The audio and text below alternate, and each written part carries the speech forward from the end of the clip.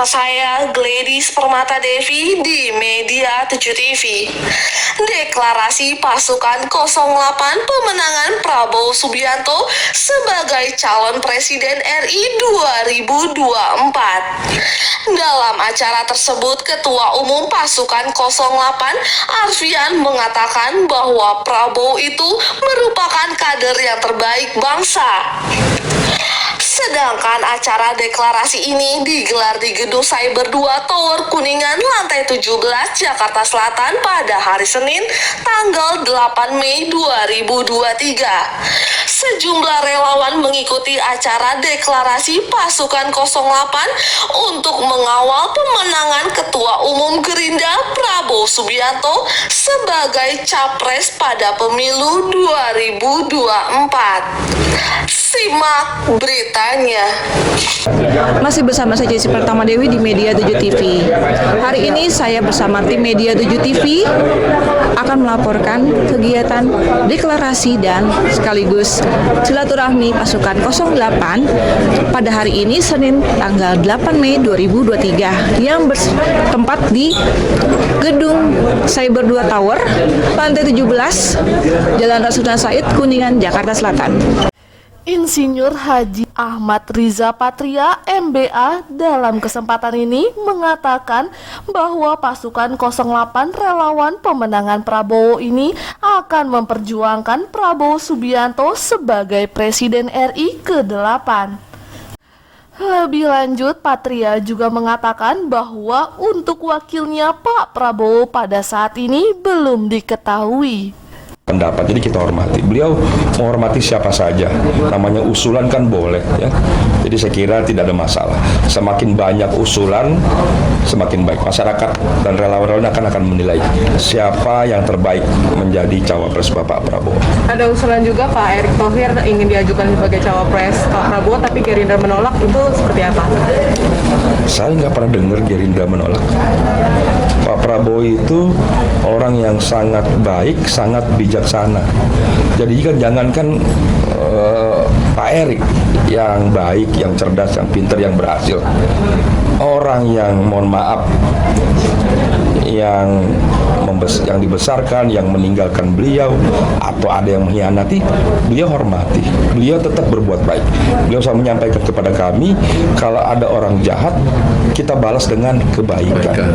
Luar biasa. Ada yang tidak baik, yang memfitnah, menghujat, membuli, balas dengan kebaikan. Dari sekian banyak nama cawapres Pak, itu kira-kira dari Pak Prabowo sendiri ada ciri-cirinya Pak? Atau sudah ada kisi-kisinya kira-kira siapa seperti itu? Ya beliau sederhana saja, yang penting orang itu tentu jujur, ya, memiliki kompetensi, wawasan, dan berbuat untuk kepentingan rakyat bangsa, untuk kemajuan bangsa negara. Untuk sosoknya sekarang yang paling mendekati yang diinginkan. Ya, saya tidak ingin terlalu jauh, itu kewenangan dari Ketua Umum PKB dan Ketua Umum Partai Gerindra. Nama-namanya kan sudah ada, ya, yang beredar. Ada, ya kan, kalau Ketua Umumnya kan ada Pak Prabowo, ada Caimin, ada nanti kalau bergabung lagi dari partai lainnya, katakanlah Golkar, ada Erlangga Hartarto, ya kan, mungkin ada partai lain bergabung, umpamanya dari PAN, ya kan, ada Pak Zulkifli Hasan. Itu kan nama-nama ketua umum yang tentu memiliki kompetensi, rekam jejak yang luar biasa. Di luar partai-partai itu kan, di luar ketua umum kan ada nama-nama lain yang sudah beredar, ya kan.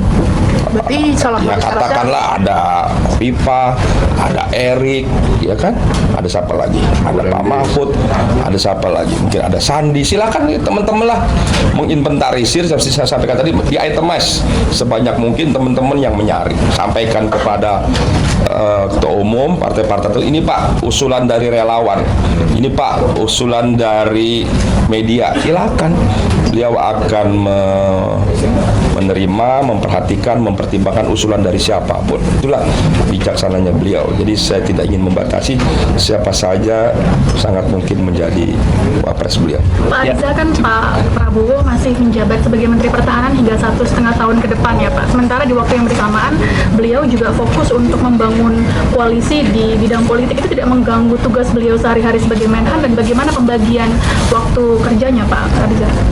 Itu tadi saya sampaikan, itu bedanya beliau sebagai negarawan dan politisi. Kalau beliau politisi, yang dipikirkan apa? Semua waktu, jiwa, raga, energinya untuk kepentingan pribadinya, atau kepentingan pencapresannya, atau kepentingan partainya. Tapi karena beliau orang yang memiliki komitmen konsistensi yang tinggi, sekarang menjabat sebagai Menhan sejak 2019, dia jalankan amanah itu sebaik mungkin. Dan alhamdulillah seperti yang kami sampaikan tadi, berbagai survei menyampaikan beliau adalah Menteri Pertahanan sebagai menteri dengan kinerja terbaik di periode 2019-2024 hingga hari ini. Jadi kalau pilihannya untuk kepentingan pribadi dengan kepentingan negara, tetap pilih negara. Sebagai Menhan itu pilihannya ya untuk kepentingan negara, kedaulatan bangsa. Jadi kalau ada undangan hadir, undangan relawan, umpamanya mohon maaf diundang beliau, pada waktu bersamaan beliau harus pergi ke satu negara, ke luar negeri, kan beliau sering karena misi daripada pertahanan Indonesia, beliau pilih yang mana? Pilih keluar negeri, bukan pengen jalan-jalan, tapi melaksanakan tugas sebagai Menteri Pertahanan untuk memastikan kedaulatan bangsa. Nah, kira-kira begitu. Jadi teman-teman jangan kecewa nih kalau beliau sering belum berkesempatan hadir langsung di acara seperti ini, karena ada tugas yang lebih besar, yaitu tugas bangsa dan negara, bukan ketua tugas partai. Kan 08 bisa menyampaikan sendiri. Oke, udah cukup ya dari saya. Pak, dikit satu lagi Pak, soal kemarin lagi rame Pak JK mengkritisi sikap Pak Jokowi yang terlalu coy-coy soal capres, tidak seperti Bu Mega atau Pak SBY. Pandangan Gerindra seperti apa? Ya, kita menghormati lah, kalau saya bilang pendapat siapapun, jangankan pendapat tokoh, pendapat siapapun, kan tukang ojek sekalipun kita hormati, kita hargai. Silakan masyarakat yang menilai. Saya tidak ingin memberikan penilaian. Tapi ada intervensi nggak sih Pak dari Pak Presiden soal koalisi besar ini, soal termasuk pasangan Ganjar ke Prabowo juga kemarin di sana dibahas juga, itu gimana? Sejauh mana Gerindra melihat ada campur tangan Pak Jokowi di dalam koalisi besar ini? Saya kira Pak Jokowi kan bukan cuma politisi, tapi juga pejabat publik, presiden, kepala negara, apalagi sudah 2 periode. Saya pribadi meyakini beliau memahami, mengerti tugasnya, dan tidak akan mengintervensi partai politik manapun atau capres manapun. Semua dimaksudkan pasti untuk kepentingan bangsa dan negara. Tentu sebagai presiden sekarang, beliau punya cita-cita sama seperti kita, bahwa ke depan bangsa ini harus terus berjalan, harus lebih maju, lebih adil, lebih makmur. Dan tidak salah kalau beliau dan kita semua ingin ke depan presidennya adalah yang bisa memastikan Indonesia maju, sejahtera, adil, dan makmur.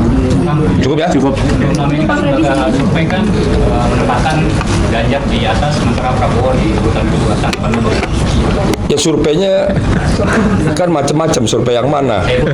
Mungkin di survei yang satu Pak Ganjar, survei yang kedua Pak Prabowo, di survei yang ketiga mungkin Pak Anies, ya. Ada survei keempat lagi mungkin Prabowo, survei kelima lagi mungkin Pak Ganjar, survei keenam, ya semuanya survei macam-macam. Survei itu mohon maaf ya, itu ya kita tahu lah, survei itu ada yang kredibel, ada yang tidak kredibel. Tapi seperti yang sampaikan Pak Prabowo, nggak usah marah, nggak usah baper, ya sudah, kita hormati itu sebagai sebuah cara tertentu yang dilakukan oleh orang-orang tertentu. Nggak usah marah, nggak usah kecewa, kita hormati. Yang penting pilihan rakyat. Pada akhirnya rakyat akan menentukan pilihannya atas kedaulatannya pada tanggal 14 Februari.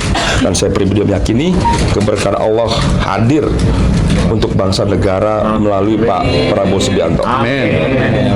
Cukup ya? Ketuanya nih nyampaikan. Ayo dong. Biar dijelaskan nih apa aja nih tugasnya. Sementara itu, sejumlah relawan mengikuti deklarasi pasukan Siber 08 untuk pemenangan Prabowo Subianto di Gedung Siber 2, Jakarta. Sedangkan deklarasi relawan tersebut digalang untuk mengawal pemenangan Ketua Umum Gerindra Prabowo Subianto sebagai capres pada pemilu 2024.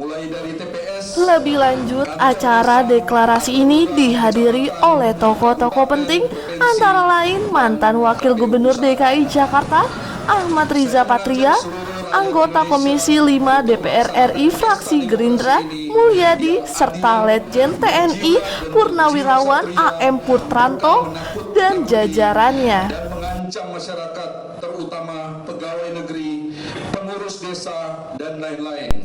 Demikian Tri Cesi Media 7 TV melaporkan dari Gedung Cyber 2 lantai 17 Kuningan Setiabudi, Jakarta Selatan.